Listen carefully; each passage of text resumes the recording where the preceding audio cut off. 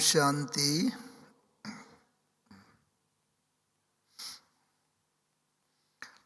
बाप समान संपन्न एवं संपूर्ण स्थिति सुनते ही लगता है कि ब्रह्मा बाबा के समान जब स्थिति हो जाएगी तो कैसा अपने को लगेगा और कैसा दूसरों को भी अनुभव होगा। क्योंकि हमें तो ये सौभाग्य मिला है कि बाबा की संपन्न एवं संपूर्ण स्थिति को देखने का भी, अनुभव करने का भी, और बाबा उस स्थिति तक कैसे पहुँचे उसको भी देखने का मौका काफ़ी मिला। वैसे आप सब बाबा के पुराने ही बच्चे हैं तो आप सब ने शुरू से ही देखा होगा कि जब से ही बाबा ज्ञान में आए 1936 से, और जब से बाबा को साक्षात्कार हुए और बाबा ने उन्हें संकेत दिया साक्षात्कार के द्वारा, नई सृष्टि का भी अनुभव कराया, दिखाया, और उससे पहले सृष्टि के परिवर्तन का, विनाश का भी अनुभव कराया साक्षात्कार के द्वारा। और जब नई दुनिया का अनुभव कराया बाबा को, तो बाबा को ये स्पष्ट संदेश दिया कि तुम्हें ऐसी सृष्टि बनानी है, तुम्हें ऐसी दुनिया बनानी है। बस बाबा तब से ही बहुत गहन सोच में डूब गए थे कि कैसे मैं सृष्टि बनाऊंगा, मुझे क्या करना है। और धीरे धीरे पार्ट खुलता चला गया। यज्ञ की स्थापना हुई, बाबा ने संपूर्ण समर्पण किया एक बहनों की कमेटी बना करके, और समर्पण का भी पार्ट शुरू हुआ, हॉस्टल का पार्ट शुरू हुआ, आदि आदि। वो सब इतिहास तो आप सब जानते हैं। तो बाबा ने कहा है बच्चों को कि बच्चे पवित्र तो बन गए, ब्रह्मचारी तो हो गए, अब ब्रह्मचारी बनना है। ब्रह्मचारी माने ब्रह्मा बाबा के कदम पर कदम रखते हुए चलना है। और जब बाबा के कदम पर कदम रखते हुए चलेंगे तो संपन्न और संपूर्ण स्थिति को अवश्य पहुँचेंगे, जैसा कि ब्रह्मा बाबा पहुँचे। बस हमें तो सिर्फ बाबा के कदम पर कदम रखते हुए चलना है। तो पहला तो कदम यही था बाबा का कि बाबा ने मनसा वाचा कर्मणा बस अनुभव किया, तुम्हें ऐसी दुनिया बनानी है। और उसके बाद बाबा संपूर्ण रीति से स्वाहा हो गए।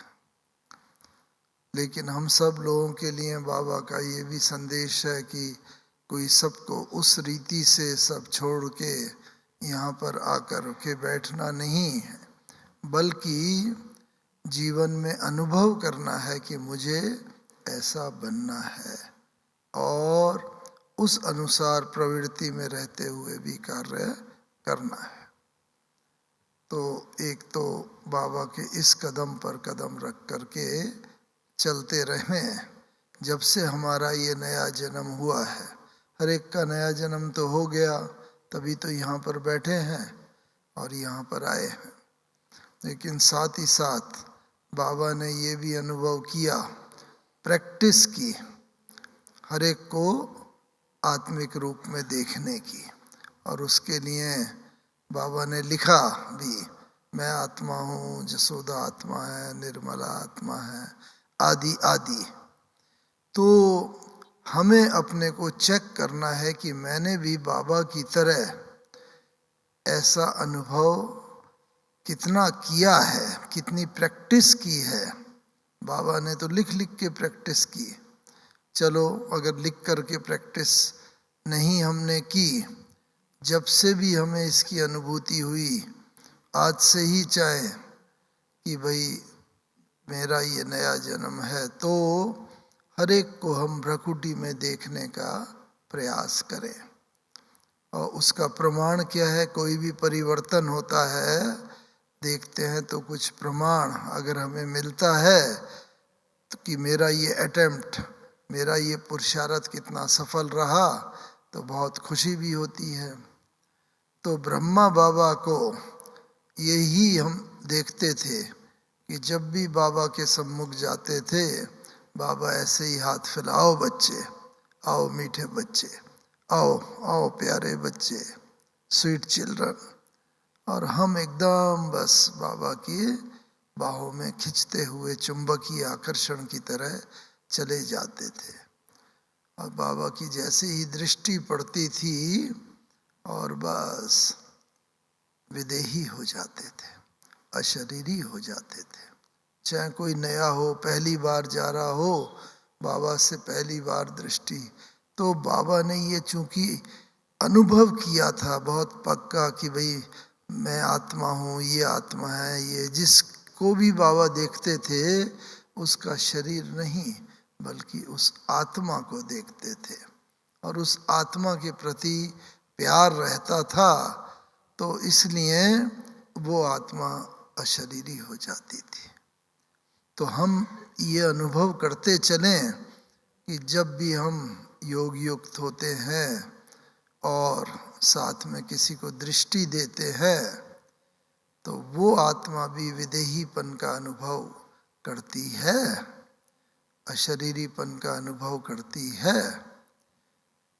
और वो आत्मा अगर धीरे धीरे अनुभव करती है और बाद में अपना अनुभव ऐसा बताती है कि बस आपका दृष्टि पड़ा, दृष्टि ली और जैसे मैं अशरीरी हो गया या हो गई, तो इसका मतलब हमारा पुरुषार्थ ठीक रास्ते पर चल रहा है।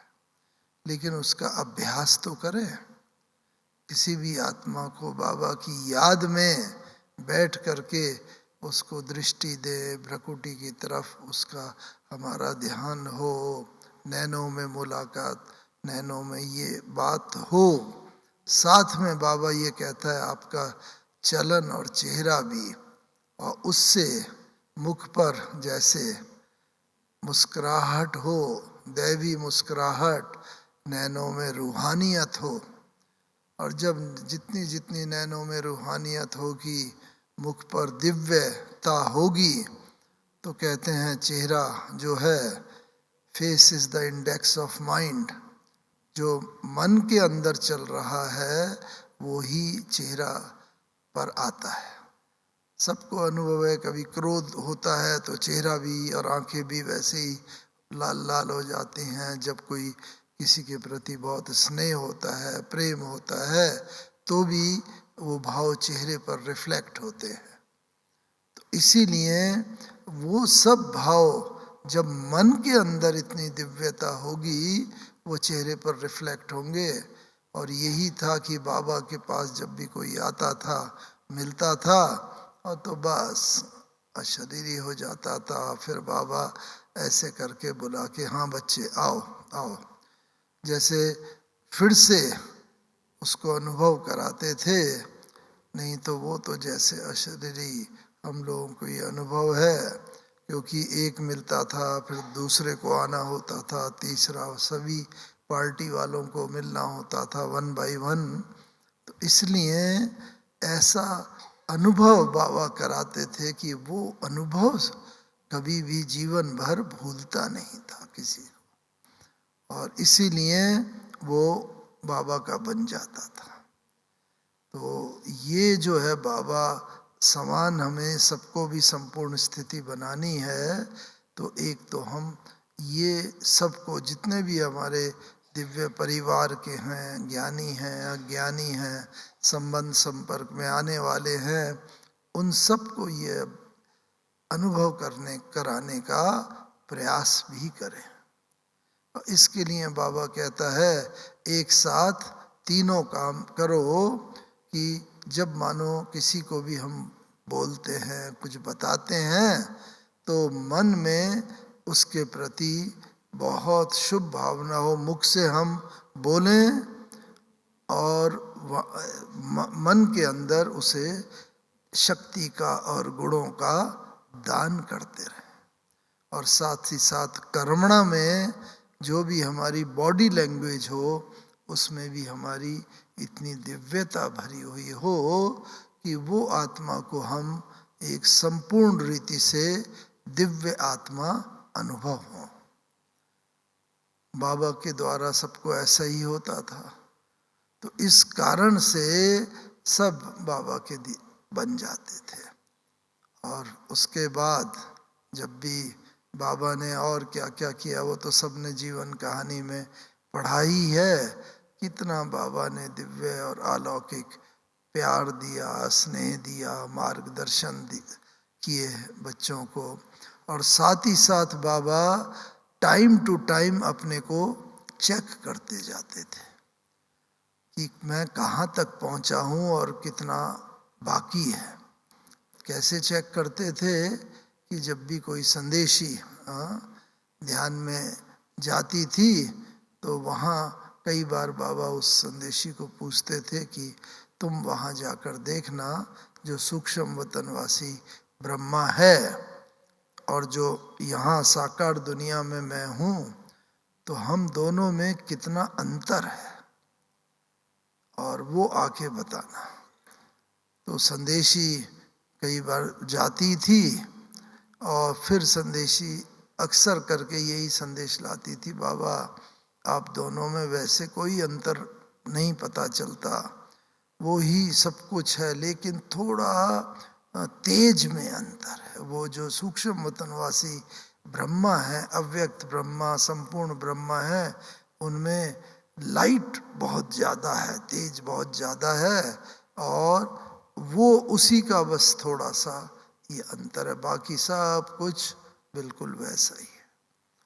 फिर बाबा को ये अपने पुरुषार्थ में बाबा लग जाते थे। और हमने देखा जब से हम ज्ञान में आए तो उसके बाद से ही हम लगातार देखते थे कि पहले बाबा कितना समय हम लोगों को देते थे, कोई भी बात हम पूछते थे बाबा बताते थे, लेकिन धीरे धीरे बाबा एकांत और ज़्यादा अंतर्मुखी होते जाते थे। कोई भी बात हम लोग पूछने जाते थे, बस 2-4 शब्दों में बाबा उत्तर दे देते थे और फिर बाबा एकदम न्यारे और प्यारे हो जाते थे।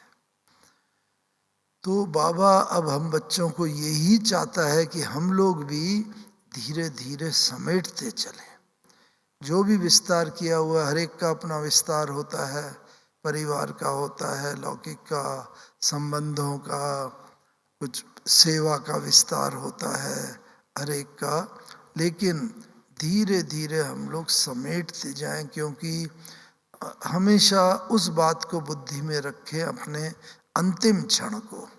जैसे मम्मा भी कहा करती थी, अंतिम क्षण को अपने सदा, आज ये मेरा अंतिम क्षण है, उस बात को ध्यान में रखेंगे तो भूल भी नहीं होगी और संपूर्णता की तरफ चलते जाएंगे। तो बुद्धि में बस ये रहे कि अब मैं अपनी संपूर्णता की तरफ जा रही हूँ या जा रहा हूँ। तो बाबा को जब जितना जितना, ये तो बाबा ने समेटना शुरू कर दिया था चारों तरफ से। बहुत ज़्यादातर का कारोबार दादी के, दीदी के हाथ में था, तो करते पहले तो मम्मा के हाथों में था, फिर मम्मा का थोड़ा तबीयत जब उतना नहीं रहा ठीक, तो दादी के और दीदी के हाथों में भी वो कर दिया। और मम्मा के बाद दादी प्रकाशमणि जी और दीदी मनमोहनी जी, उन दोनों ने ये कारोबार काफ़ी प्रैक्टिकली वो संभाल के चलते रहे। और बाबा समेट के अपने पर्सनल पुरुषार्थ में धीरे धीरे हो रहे थे। फिर भी यज्ञ का कारोबार तो होता ही है, तो यज्ञ के कारोबार में भी बाबा का मार्ग प्रदर्शन सदा होता रहा। तो इस तरह धीरे धीरे बढ़ते जा रहे थे। और जब ममा ने 1965 में शरीर छोड़ा तो उनकी एक घटना बताते हैं जो अपने सब लोगों के लिए भी मार्ग प्रदर्शना होगी और पुरुषार्थ के लिए। जब ममा शरीर छोड़ करके ऊपर वतन में सूक्ष्म वतन में गए तो वहाँ सूक्ष्म वतनवासी ब्रह्मा बाबा और शिव बाबा उन्हें मिले वहाँ पर। और बाबा ने बस कहा, पूछा, बच्ची अच्छा कर्मातीत अवस्था का अनुभव करके आई हो? तो मम्मा तो यहाँ भी बाबा के सम्मुख ज़्यादा बोलते नहीं थे और ज़्यादातर वो अपना जो अनुभव होता था या कोई बात होती थी बहुत से रहला के बहुत उस रीति से बता देते थे, बिल्कुल दिव्य जैसे फरिश्ते होते हैं दिव्य रीति से। तो मम्मा ने वहाँ पर भी कहा कि नहीं बाबा, कर्मातीत अवस्था का तो मैंने अनुभव नहीं किया। तो बाबा ने कहा ऊपर सूक्ष्म वतनवासी बाप दादा ने कि जाओ बच्ची नीचे जाओ, नीचे अपना पांडव भवन में जो हिस्ट्री हॉल है वहाँ तुम्हारा शरीर रखा है, अभी सब योग कर रहे हैं शरीर है, तो जाओ उसमें प्रवेश करके कर्मातीत स्थिति का अनुभव करके आओ। बहुत बड़ी बात है। तो मामा फिर नीचे आए और उस जैसा भी बाबा ने बताया था वैसा उन्होंने किया, करने का पुरुषार्थ किया। और उसके थोड़ी देर बाद जब मामा फिर ऊपर गए तो बाबा ने पूछा, बच्ची अनुभव करके आई? तो मामा ने कहा नहीं बाबा, अनुभव तो नहीं किया। कि क्यों अनुभव नहीं किया? कि बाबा मैं जब नीचे गई तो शरीर भल वहाँ पर था, लेकिन शरीर बिल्कुल जैसे ठंडा हो गया था और मैं उसमें प्रवेश भी किया लेकिन शरीर में कोई हलचल नहीं हुई, कोई चुरपुर नहीं हुई शरीर में, तो मैं कर्मातीत स्थिति का तो अनुभव करके नहीं आ सकी। तो उसके बाद फिर बाबा ने कहा मम्मा को, अच्छा बच्ची तो ये अनुभव नहीं किया और बिना कर्मातीत स्थिति प्राप्त किए तो कोई मुक्ति धाम जा नहीं सकता है, परम धाम जा नहीं सकता है। तो अभी तुम फिर शरीर में जाओगी, नए शरीर में जन्म होगा और जन्म ले करके फिर जब पुरुषार्थ तुम्हारा संपूर्ण हो जाएगा उसके बाद बिल्कुल वैसी स्थिति हो जाएगी जब जिस स्थिति में हम सब परम धाम से आए थे। यानी परम धाम से जब आए थे तो संपूर्ण पवित्र थे, पावन थे, कोई भी विकार नहीं था। तो उसी स्थिति को हमें प्राप्त करना है, तब हम परम धाम जा सकेंगे। तो इसीलिए अभी तुम्हें फिर से जन्म लेके और नया पुरुषार्थ करना है और कर्मातीत अवस्था को, क्योंकि बिना कर्मातीत अवस्था को प्राप्त किए हुए कोई भी आत्मा परम धाम नहीं जा सकती। भले हरेक की कर्मातीत अवस्था अपनी अपनी है, सबकी एक जैसी नहीं है, क्योंकि जैसा जिसमें पवित्रता अंतिम समय तक होगी उसी अनुसार से ही उसके जन्म होंगे और उसी अनुसार से परम धाम में भी सबका सीट है अपने अपने सेक्शन में, वहाँ पर आत्मा जाएगी बैठेगी। लेकिन जब आत्मा उतरेगी तो अपने समय पर सभी की सभी आत्माएं तो सतयुग के शुरू में नहीं आ जाएंगी, कुछ आएंगी जो ज़्यादा पवित्र होंगे और उसके बाद धीरे धीरे धीरे और आते जाएंगे सतयुग में और त्रेता युग के अंत तक आते ही रहेंगे। और उसके बाद भी फिर आने का तो वन वे ट्रैफिक शुरू हो जाएगा, जाने का तो उस समय होगा नहीं। तो इसलिए बाबा ने कहा कि अभी ये अंतिम जन्म में ये शरीर बच्चों का बहुत बहुत वैल्यूबल है। तो इसीलिए कभी भी ये संकल्प किसी को नहीं आना चाहिए कि कोई बीमारी है या कोई और कष्ट है, संबंधों में बहुत कटुता है, मनभेद मतभेद हो रहा है, कुछ भी हो, लेकिन ये संकल्प किसी बच्चे को ना आए कि मुझे ये शरीर छोड़ना है। चलो कई बार आता है, चलो इतना पुराना शरीर है, ये खिटपिट है, तो छोड़े, नया जन्म मिलेगा, नए रीति से सब शुरू होगा, बच्चे भले हों लेकिन वो पहले के शुरू के तो 8-10 साल सब बेकार ही हो गए ना, कोई पुरुषार्थ तो होगा नहीं। तो इस कारण से एक बाबा ने जो संपन्न और संपूर्ण स्थिति को प्राप्त किया, तो कभी भी ये संकल्प बाबा को भी नहीं आया कि मैं ये शरीर छोड़ूं, या ऐसी स्थिति हो। भले बाबा को भी बहुत ओल्ड एज थी, कई व्याधि भी कई बार शरीर में होती थी, जैसे जब खांसी भी बाबा को होती थी, हम लोग देखते थे कि खांसी के जब बाबा को कई बार बाबा की आंखें भी गीली हो जाती थी, बहुत कष्ट होता था। तो बस शुरू में ये कर्म भोग बहुत तेजी पर होता था और खांसी रूपी परिस्थिति आती थी, लेकिन बस धीरे धीरे बाबा के साइड में कृष्ण का ट्रांसलाइट होता था, लक्ष्मी नारायण का ट्रांसलाइट होता था, छोटे मिचनू कृष्ण का। तो बाबा कहता था, देखो बच्चे, अभी तो देखो ये पुराना शरीर है, पुराने तत्व हैं, तमो प्रधान तत्वों का बना हुआ ये शरीर है, लेकिन कल बाबा जाके ऐसा विष्णु कृष्ण बनेगा और बस वहाँ पर तो नई दुनिया होगी, सतो प्रधान तत्व होंगे, सतो प्रधान तत्वों का बना शरीर होगा, कोई कष्ट नहीं होगा, बहुत खुशी होगी, आनंद होगा। तो बच्चों को भी अभी से ही वही खुशी का खूब अनुभव करना चाहिए और खुशी में खग्गियाँ मारनी चाहिए। ऐसा करके बाबा कई बार बताता था, ऐसा खूब अनुभव, इतनी खुशी हो कि कोई गम हो अगर, तो खुशी जो है गम को खा जाए, गम बिल्कुल खत्म हो जाए। कभी भी ये संकल्प बहुत खुश, अरे कल हम जाके ऐसा बनेंगे और नया शरीर होगा, पुराना शरीर की कोई बात नहीं होगी, कष्ट बस ये तो अंतिम समय के अंतिम जन्म के कष्ट हैं, थोड़े समय की बात है, ये बस खत्म हो रहे हैं और हम जाके ऐसा बनेंगे।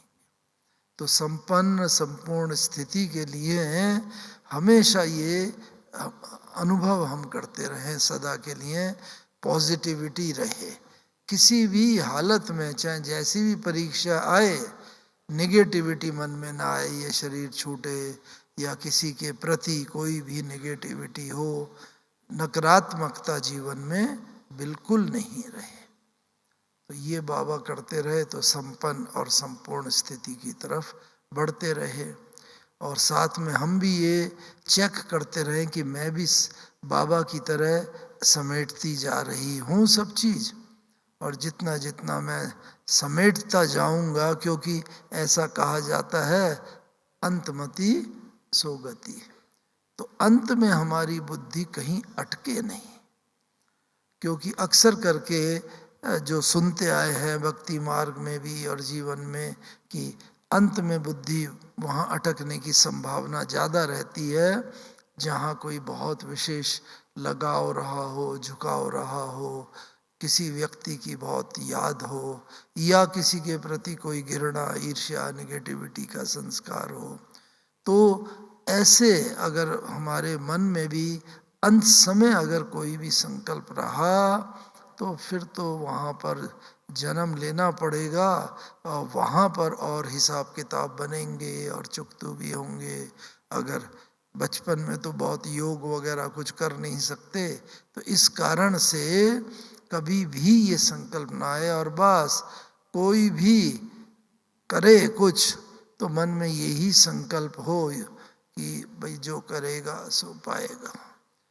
हमें ये ना हो अरे ये इतने पुराने भाई, इतने पुरानी बहन, 40 साल हो गए, 50 साल, अभी भी ये ऐसा करते हैं, अभी भी इनका देखो क्रोध है, अभी भी इनकी दृष्टिवृत्ति ऐसी है। नहीं, हर एक को अपना बाबा के साथ साथ राजधानी भी स्थापन हो रही है, हर एक पुरुषार्थ कर रहा है, और राजधानी में तो साधारण प्रजा भी होगी और महाराजा महारानी भी होंगे।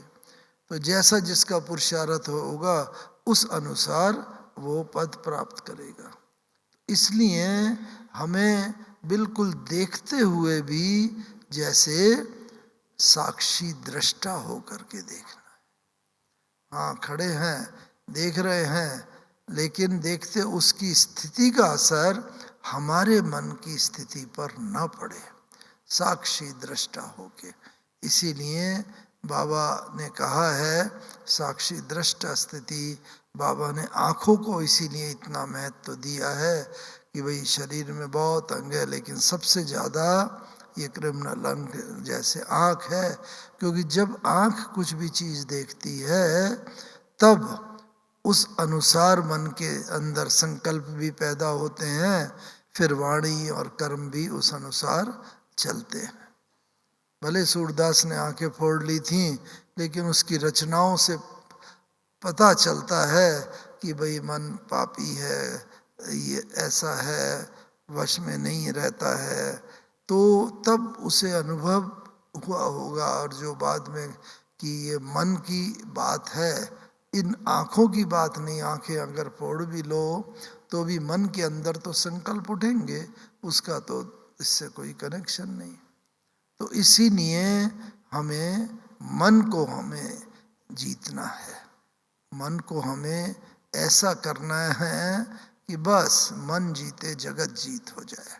और बाबा का वो हमने देखा, जब अंतिम बाई चांस अंतिम 2 दिनों में 17 और 18 जनवरी को हम बहुत दूर आसाम में पोस्टेड थे, शिव सागर में, इंजीनियरिंग पास करने के बाद फिर बाबा ने साकार बाबा के पास गए कि बाबा इतनी जगह से ये ऑफ़र हैं ज्वाइन करने के। 1967 में, तब तो साकार बाबा थे। तो बाबा ने कहा कि भाई इसमें जो ONGC में ज्वाइन करो।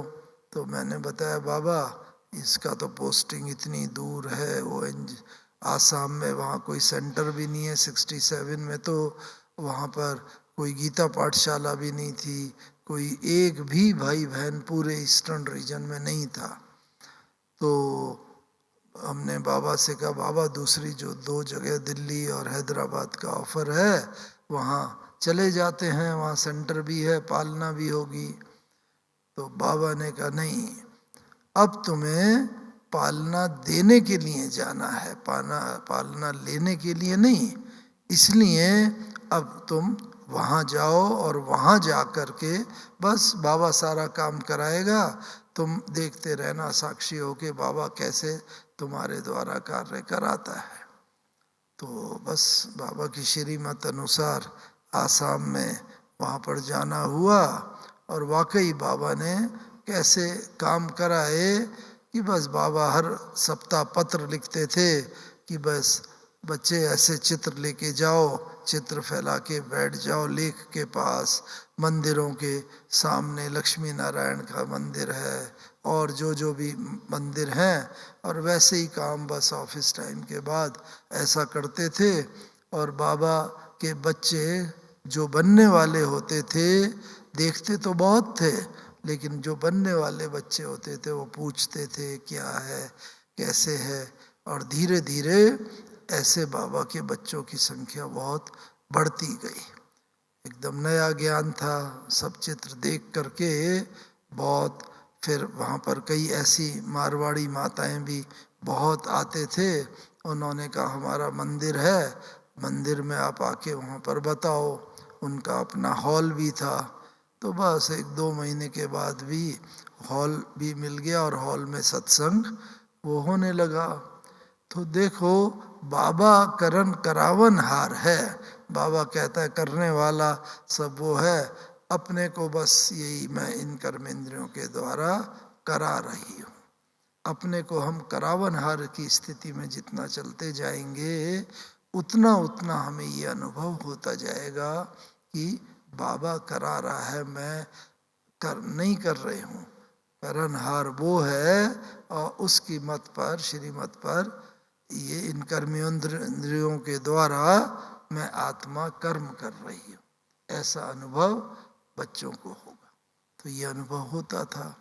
और वहाँ पर जब ये क्लास वगैरह शुरू हो गई तो उसके बाद सबका काफ़ी आत्माएं थी, छोटी बच्चियाँ भी थी 7-8 साल की, उन सबका जैसे ध्यान का पार्ट खुल गया। बस आते थे, बाबा के कुछ महावाक्य सुनते थे और ध्यान में चले जाते थे। तो और उन लोगों का ये पक्का होता गया कि अरे, और चारों तरफ ये हो गया कि वहाँ तो भगवान के दर्शन होते हैं, क्योंकि भक्ति मार्ग में तो साक्षात्कार एक बहुत बड़ी चीज मानी जाती है। तो उस रीति से करण करावन हार बाबा है, और अगर निस्वार्थ भाव से बाबा की सेवा की जाए तो बाबा खुद उसका रिस्पॉन्सिबल हो जाता है। तो ये सब जब अनुभव करते थे और बाबा ने जब भेजा तो हम वहाँ गए और इस तरह सर्विस का विस्तार होने लगा। और बाबा ने भेजते वक्त कहा था, बच्चे जाओ वहाँ पर सेवा करो और फिर बाबा समय पर बुला लेगा। तो जब बाबा ने ये कहा समय पर बाबा बुला लेगा, तो बहुत उस वक़्त तो हम इसकी गुह्यता को नहीं समझ सके थे, लेकिन वहाँ पर थे। और 68 और 69 जनवरी की बात थी। तो वहाँ से बस बाबा का जैसे इशारा कुछ हुआ, और जाना तो हमें देहरादून था, वहाँ से आए थे, लेकिन अपने हम और हमारे लौकिक पिताजी उस समय हम लोग मधुबन आए। बाबा ने समाचार दिया कि बच्चे मधुबन आओ और प्लेन से आओ, तुरंत आओ। तो हम जाके मधुबन यहाँ 17 जनवरी की सुबह पहुँच गए। 17 जनवरी 1969, 18 को तो बाबा ने शरीर छोड़ा। तो उन 2 दिनों में हमें बाबा की संपूर्ण स्थिति देखने का और अनुभव करने का सौभाग्य प्राप्त हुआ उन अंतिम 2 दिनों में। और सबसे पहले एक बात तो ये देखी बाबा का कि बस बाबा के सम्मुख जाते थे कि बाबा को हमेशा की तरह ये बोलेंगे, ये पूछेंगे, लेकिन उससे पहले ही बस बाबा दृष्टि देते थे, और दृष्टि दे करके बाबा पूछते थे, बच्चे ये पूछने आए हो, अच्छा ऐसा कर लो, ऐसा हो जाएगा। तो ये जो बात होती थी, मन की बात जैसे तुरंत बाबा पढ़ लेता था। ये है बिल्कुल मन जीते जगत जीत की स्थिति, क्योंकि बाबा का अपने मन के ऊपर इतना नियंत्रण हो गया था। और इच्छा मात्रम अविद्या जो कहते हैं, इच्छा की भी अविद्या हो जाए और मन के अंदर कोई भी व्यर्थ संकल्प नहीं। और वो ही बाबा अब हम बच्चों को भी चाहता है कि आप बच्चे भी मेरे समान बनो, ब्रह्मा बाबा के समान, और फिर अंतिम संपूर्ण कर्मातीत अवस्था को प्राप्त करके वहाँ जाओ। और ये देखा 5-6 बार मिलना हुआ 17 और 18 जनवरी को हमें, और उस समय बाबा ने जो अनुभव कराया वो यही था कि बस ऐसी अगर हमारी स्थिति होगी, एकदम व्यर्थ संकल्प मुक्त स्थिति होगी अगर एक भी, तो हम दूसरे के मन के भावों को पढ़ लेंगे। और हमेशा ये अनुभव हुआ, बस बाबा सीधा दृष्टि दे करके और मन की बात बता देते थे और उसका समाधान भी दे देते थे। तो अब हम बच्चों को भी व्यर्थ संकल्पों से मुक्त होकर के ऐसी स्थिति बनानी है कि जैसा हम बच्चों ने ब्रह्मा बाबा के सम्मुख अनुभव किया, दूसरे हम लोगों के सम्मुख आए और यही स्थिति का अनुभव करें। और ये तब होगा जब हम ब्रह्मा बाप के समान बने हुए होंगे और ब्रह्मा बाबा के समान उनके कदमों पर कदम चल के रखते हुए चलते रहे। तो एक तो ये कर्मातीत स्थिति का अनुभव किया, और दूसरा और साथ में क्या देखा कि बाबा ने चूंकि वैसे तो सभी काम बाबा समेटते जा रहे थे, समेटे हुए थे, लेकिन अंतिम 2 दिनों में बाबा ने कुछ चीज़ों को समेटना जो बाकी था बहुत जल्दी जल्दी, क्योंकि बाबा को ये अनुभव हो गया था कि बस अब मैं जाने वाला हूँ। जो कर्मातीत स्थिति की आत्मा होगी उसे अंतिम समय के करीब लगभग आभास हो जाएगा कि बस अब मेरा काम यहाँ पूरा हुआ और अब मैं बाबा मुझे बुला रहा है। तो इसीलिए 18 जनवरी की सुबह बाबा ने बस आए, योग कराया। उस दिन क्लास नहीं कराई, बाबा ने योग ही कराया 18 जनवरी की सुबह, और हर एक को दृष्टि दी, बहुत शक्तिशाली। उसके बाद बाबा ने सारे पत्रों के उत्तर दिए और यीशु दादी को बोला कि बस सब पत्रों के उत्तर लिखवा लो, कोई भी ऐसा पत्र ना रहे कि जिसका उत्तर न दिया हो, नहीं तो बाद में बच्चों को ये होता कि देखो हमने पत्र लिखा बाबा को और बाबा ने उत्तर भी नहीं दिया उसका। तो वो सब पत्रों के उत्तर दिए। और मधुबन में उधर पांडव माउंट आबू में जो नक्की लेक के पास म्यूजियम है, वो बिल्डिंग लेनी बाकी थी, कई दिनों से पेंडिंग पड़ी हुई थी, तो उस पर भी साइन करे बाबा ने कि अच्छा इस बिल्डिंग को ले लिया जाए और सेवा में लगा दिया जाए।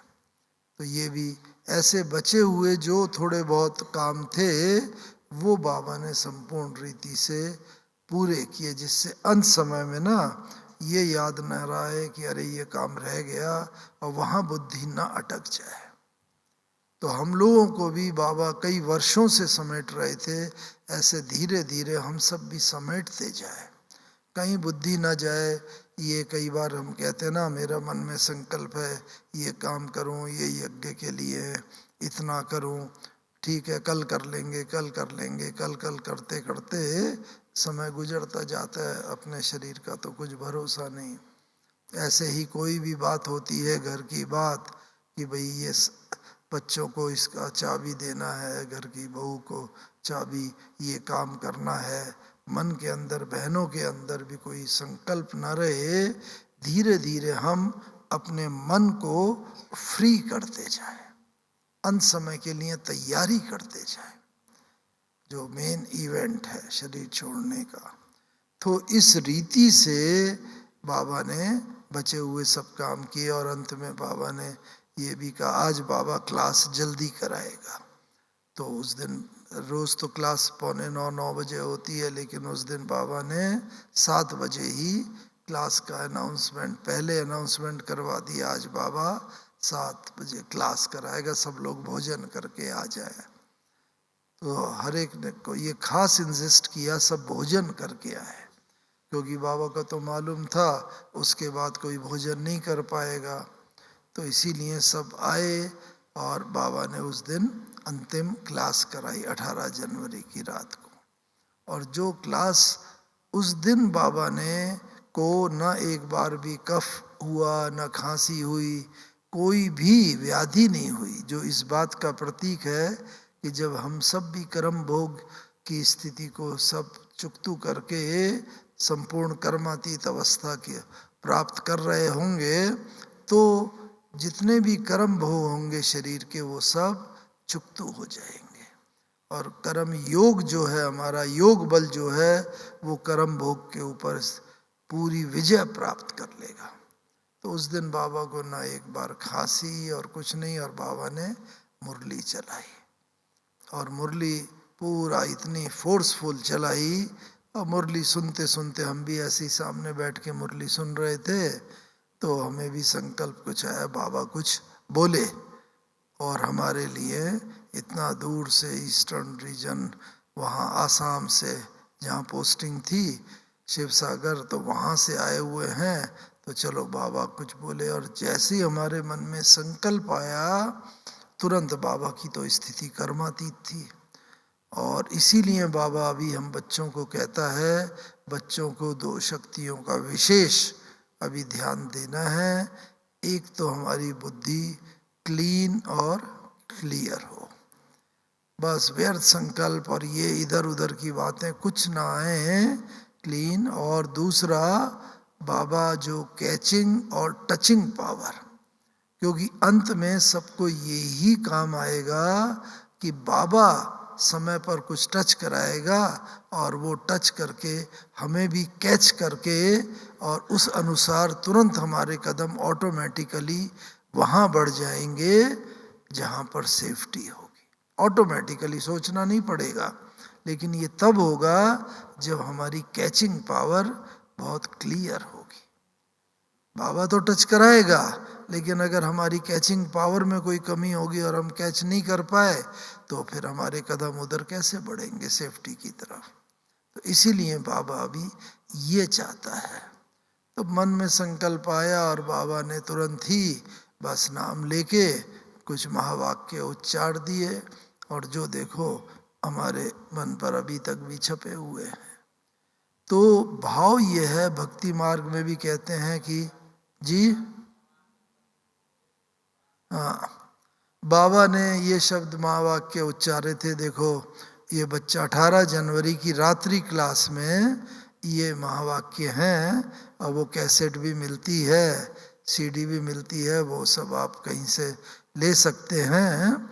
तो उसमें बाबा ने ये महावाक्य देखो ये बच्चा मोहन है, बहुत बहुत मीठा बच्चा है, कभी किसी की निंदा नहीं करेगा और अंत तक संपूर्ण जरूर बन जाएंगे। तो इस तरह करके बाबा ने संपूर्णता का भी वरदान दे दिया। तो हमें समय प्रति समय बाबा की ये महावाक्य कानों में गूंजते रहते हैं। और भक्ति मार्ग में भी ये गायन है कि भक्तों के मन में इच्छा होती है कि भगवान का साक्षात्कार हो और कोई वरदान मांगे तो साक्षात्कार होता है। और भक्त जो है भगवान से कोई भी जो कामना होती है मुंह से बोलता है या मन में इच्छा रखता है, तो भगवान के मुंह से क्या निकलता है? एक ही शब्द तथास्तु, बस, और भगवान अंतर ध्यान हो जाते हैं। तो यही इस समय का ही गायन है। बाबा तो शिव बाबा ब्रह्मा के तन में तो आया ही हुआ था। तो इस तरीके से बाबा ने जो हम बच्चों को अनुभव कराया, उस अनुभव के आधार पर ही हम सब आगे बढ़ते रहे। और आगे क्यों? क्योंकि जो हम लोगों ने बाबा से अनुभव किया, अब पूरी दुनिया वाले हम लोगों के चाल चलन, चेहरे, मन, वाणी, कर्म, उन सब से वो अनुभव करेंगे। और जब वो अनुभव करेंगे तभी तो उन्हें पता चलेगा कि हाँ ये भगवान का कार्य हो रहा है। तो इसीलिए वो अनुभव करने के लिए बाबा अभी चाहता है हम बच्चों को, जैसे मन के लिए तो हम पुरुषार्थ कर ही रहे हैं कि मन जीते जगत जीत, और वैसा बनते जाएं, और साथ ही साथ ये शरीर का जो 5 तत्व हैं इनकी भी हम सेवा करते जाएं। रोज इनको भी हम 5-7 मिनट अवश्य एक एक तत्व को भी योगदान करें। और बाबा का भी वैसे ही स्थिति थी। हमने देखा 18 जनवरी को जब बाबा क्लास करा के गए और बाबा ने बच्चों से कहा कि अच्छा बाबा बच्चों से छुट्टी लेता है, विदा लेता है। पहले बाबा ने कभी ऐसा नहीं बोला, उस दिन अंतिम दिन ही ऐसा बोला, छुट्टी लेता है, विदा लेता है। अब बाबा कमरे में गए, दादी जी भी थे साथ में, तो दादी जी के हाथ में हाथ और नैन मुलाकात करते हुए बाबा ने छुट्टी ली, विदा ली। और जब बाबा चले गए 2-4 दिन बाद भोग में बच्चों ने पूछा, बाबा आपका अंतिम स्थिति का अनुभव कैसा था, वो बताओ तो हम सब बच्चों को भी पता चले। तो बाबा ने बताया, बच्चे अंत समय में बहुत पेन था क्योंकि हार्ट अटैक आया था। और बाबा ने कहा है शरीर तो सभी को छोड़ना है, लेकिन सबसे अच्छी मृत्यु ये हार्ट की है। बस हुआ शरीर में और उसके बाद आत्मा चली जाए। तो ये जो बाबा ने बताया है, तो उसके लिए बाबा ने अपना अनुभव बताया था कि अंत समय में युद्ध चल रही थी बहुत बड़ी। एक तरफ कर्म भोग की युद्ध, हार्ट पेन, और दूसरी तरफ बाबा की याद। मैं याद कर रहा था, बाबा बस मैं आपके पास आ रहा हूँ, योग बल से बाबा को याद कर रहा था। लेकिन शुरू में कर्म भोग बहुत था, दर्द बहुत था। लेकिन जितना जितना मेरा योग बल बढ़ता जा रहा था, बाबा की याद बढ़ती जा रही थी, कर्म भोग कम होता जा रहा था। यानी दर्द, यानी कि स्वस्थिति जो है वो परिस्थिति के ऊपर विजय पाती जा रही थी। शुरू में परिस्थिति ज़्यादा शक्तिशाली थी, स्वस्थिति कम थी, लेकिन धीरे धीरे स्वस्थिति मेरी मजबूत होती जा रही थी और परिस्थिति एकदम शक्ति विहीन होती जा रही थी, कमज़ोर होती जा रही थी। और फिर धीरे धीरे जब स्वस्थिति कंप्लीट शक्तिशाली हो गई तो परिस्थिति जैसे बिल्कुल समाप्त हो गई। और बस मैं अनुभव कर रहा था कि आत्मा धीरे धीरे धीरे शरीर से निकल रही है, पैर के अंगूठे से निकलते निकलते जैसे आत्मा की सर्व शक्तियाँ यहाँ पर केंद्रित हो गई प्रकृति में, और उसके बाद धीरे धीरे धीरे जैसे आत्मा शरीर छोड़ के चली गई। और हम सबको भी यही अनुभव, जितना शरीर को भूला हुआ होगा हम लोगों ने, उतना हमारी भी स्वस्थिति अंत समय इतनी शक्तिशाली होगी कि कोई और भी याद ना आए, और बस परिस्थिति जो भी होगी वो खत्म हो जाएगी। और जैसा बाबा ने अनुभव किया, उसके बाद बाबा का शरीर 18 जनवरी की रात को भी रखा रहा, 19 तारीख की सुबह, 19 की रात, 20 तारीख की सुबह, 20 की रात और 21 को दोपहर के बाद संस्कार किया गया। क्योंकि बड़ी दीदी टूर पर थी, मनमोहनी दीदी, जब वो आई तब उसके बाद ये संस्कार किया गया। लेकिन बाबा का शरीर वैसे ही चमकता रहा, ना कोई इंजेक्शन दिया गया था, ना कोई शरीर पर लेप केमिकल लोशन लगाया गया था, तो बिल्कुल वैसा ही चमकता हुआ शरीर, ना कोई शरीर में दुर्गंध थी, कोई नहीं। तो ये शो करता है, ये बताता है कि 5 तत्वों के ऊपर भी बाबा ने जैसे विजय प्राप्त कर ली थी। मन के ऊपर तो करी ही, लेकिन इन 5 तत्वों के ऊपर भी, जिनका ये शरीर है बना हुआ, इन पर भी बाबा ने विजय प्राप्त करी थी, और बिल्कुल वैसा ही शरीर जैसे था। फिर उसके बाद बाबा के शरीर का जब संस्कार वगैरह भी किया गया, और बाबा ने उसके बाद से फिर ये अव्यक्त पार्ट खुला। वो तो आप सबको मालूम है, 21 जनवरी से मुरलियाँ किस प्रकार से अव्यक्त रीति से आती रही। और बाबा ने बीच बीच में इशारा भी दिया है, पहले ब्रह्मा बाबा के द्वारा शिव बाबा ने ज्ञान सुनाया, फिर दूसरा स्टेज थी गुलजार दादी के द्वारा अव्यक्त बाप दादा ने जैसे ज्ञान सुनाया, यानी शिव बाबा ने उनके रथ के द्वारा।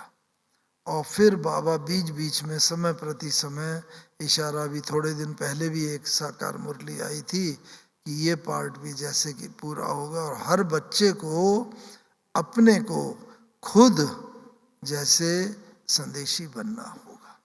यानी कि हमारी कैचिंग पावर इतनी क्लियर हो जाए।